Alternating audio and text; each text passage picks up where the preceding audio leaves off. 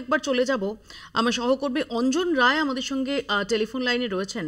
অঞ্জন, কোন অঙ্কে শ্রমিক ভট্টাচার্য তিনি এই গুরুদায়িত্ব পালনের জন্য মনোনীত হলেন সেটা একটু তোমার কাছে জানবো।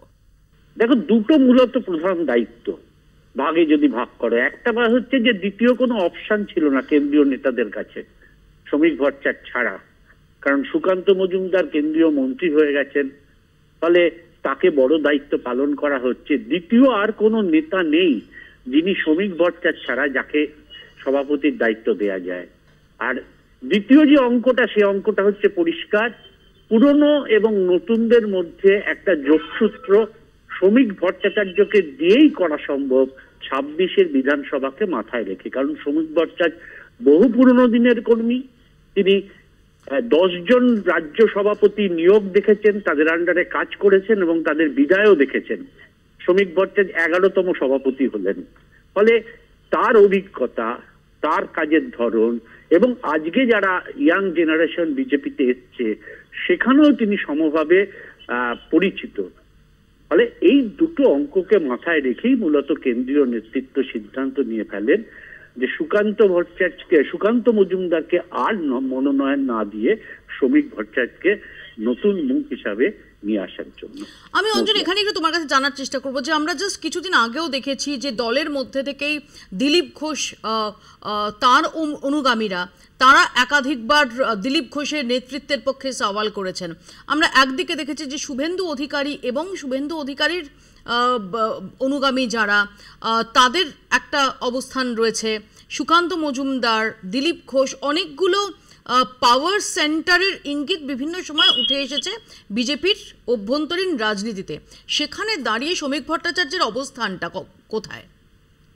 এই যা যা নামগুলো বললে, এই কোনো অংশের সঙ্গে শ্রমিক ভট্টাচার্য যুক্ত ছিলেন না, বা এইভাবে যদি ব্যাখ্যা করো যে সব অংশের সঙ্গেই শ্রমিক ভট্টাচার্য যুক্ত ছিলেন অ্যাজ এ বিজেপি কর্মী হিসাবে, অর্থাৎ সবার সঙ্গেই তার একটা মধুর সম্পর্ক ছিল। ফলে কোনো জায়গা থেকে আলাদা করে শ্রমিক ভট্টাচার্য গোষ্ঠী এইভাবে কিন্তু বিজেপির মধ্যে আসেনি। ফলে সুকান্ত গোষ্ঠী, দিলীপ গোষ্ঠী, শুভেন্দু গোষ্ঠী, যাই গোষ্ঠী আসুক না কেন, শ্রমিক গোষ্ঠীর উত্থান কিন্তু এতদিন হয়নি। এই সভাপতি হয়ে যাওয়ার পর হবে কিনা সেটা আলাদা ব্যাপার, কিন্তু এতদিন হয়নি। যেহেতু কেন্দ্রীয় নেতৃত্বের সামনে মাত্র 9-10 মাস সময় একটা 26-এর বিধানসভা নির্বাচন, ফলে সব গোষ্ঠীকে এক করার জন্য একটা পপুলার মুখ বিজেপিতে খুঁজছিলেন তারা।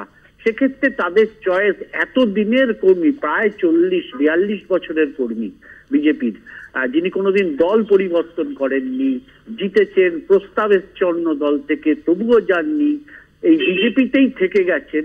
ফলে সেই চয়েস হিসাবেই কেন্দ্রীয় নেতৃত্ব তাকেই বেছে নিলেন।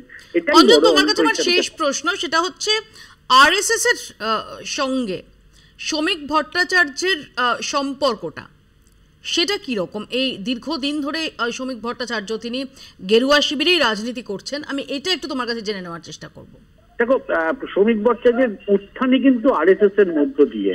শ্রমিক ভট্টাচার্য ছাত্র রাজনীতি থেকে উত্থান, সেই উত্থানই কিন্তু এবিপি থেকে, যেটা আরএসএস এর ছাত্র সংগঠন। দ্বিতীয় যে পর্যায়ে, যে আরএসএস মূলত দুটো নামকে প্রেফার করেছিল এবার রাজ্য সভাপতি হিসাবে তারা চেয়েছিলেন। একটা হচ্ছে 1 নম্বরে ছিল দিলীপ ঘোষ, 2 নম্বরে ছিল শ্রমিক ভট্টাচার্য, আমি যতটুকু জানি। কিন্তু দিলীপ ঘোষ নিয়ে একটা বিতর্কের সৃষ্টি হয়, যেই বিতর্কের ফলে অনেকটা দূরে দিলীপ ঘোষ এই সভাপতির পদ থেকে চলে যান।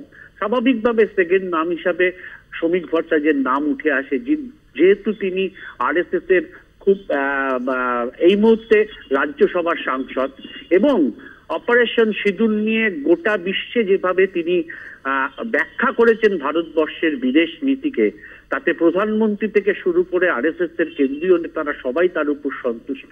ফলে তাদের কাছে আর বিকল্প ছিল না শ্রমিক ভট্টাচার্য ছাড়া। যেহেতু খুব ছোটবেলা থেকে আরএসএস এর সঙ্গে যুক্ত শ্রমিক ভট্টাচার্য, তাই আরএসএস তার নাম সেকেন্ড হিসাবে রেখেছিল, কিন্তু সেটাই প্রথম হয়ে গেল এবং কেন্দ্রীয় নেতৃত্ব সেই নামটাকেই বেছে নিল। অঞ্জন, ধন্যবাদ। অঞ্জন রায় আমাদের সঙ্গে এতক্ষণ টেলিফোনে ছিলেন। আমি সজল।